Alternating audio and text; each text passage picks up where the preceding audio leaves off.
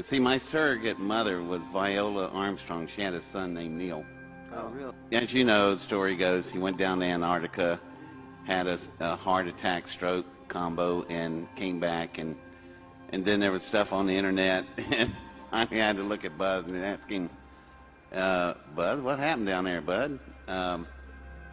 Buzz did say one thing, and it just stuck in my head. It's the way he said it. He just said, we thought out things we shouldn't. And if Buzz saw something, I don't know what it was, but it was enough to give the man a heart attack. So if there are beings down there, I would think these beings never planned on us. They've been there, they came in millions of years ago. They've been under ice for millions of years.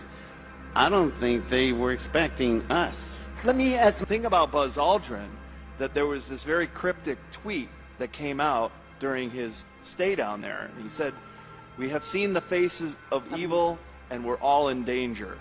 And this is right before he had his heart attack. And I can tell you, logistically, to do a medical evacuation from the interior of Antarctica is very difficult and very expensive. So something must have majorly gone wrong. To underscore the fact that when the C-130 crew had dropped them off, they disappeared. And then when they went to try to find them, there was nothing at the National Science Foundation camp at all. Nothing. They were gone. A dozen totally scientists. Gone. And when they did show up, they had been missing for a couple of weeks.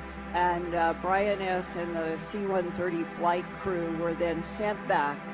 And they were expecting that they would see this group of scientists out to meet their plane, doing this, yelling something.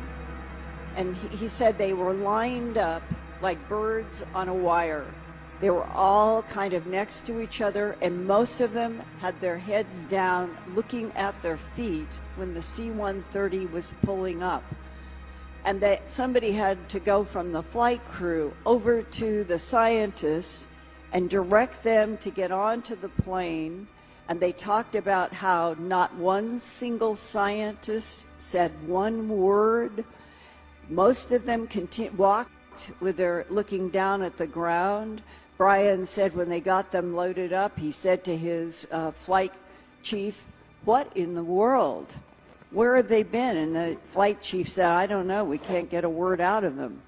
And during the flight, Brian went and sat down next to one of the scientists, and he said he leaned over and touched the scientist's knee, and the man never looked up.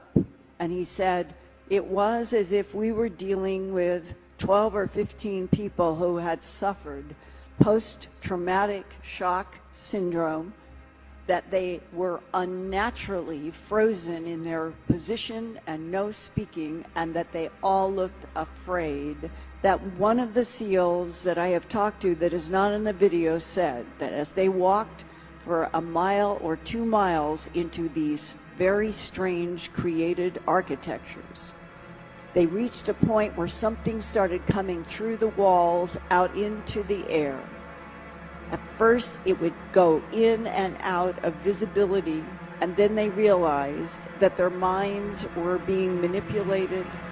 And then when they could see it clearly, and it was coming in and out like a television signal in the air, it appeared to be covered with scales, like an armadillo, the surface of an armadillo. And he said, when you are face to face with something like that, and you are trained in military to kill, but you're dealing with something you've never seen, and it can go in and out of visibility, and you know that your mind is being taken over by something that you are fighting. He said that happened in one of those corridors, and that was 2012. There's definitely something in Antarctica.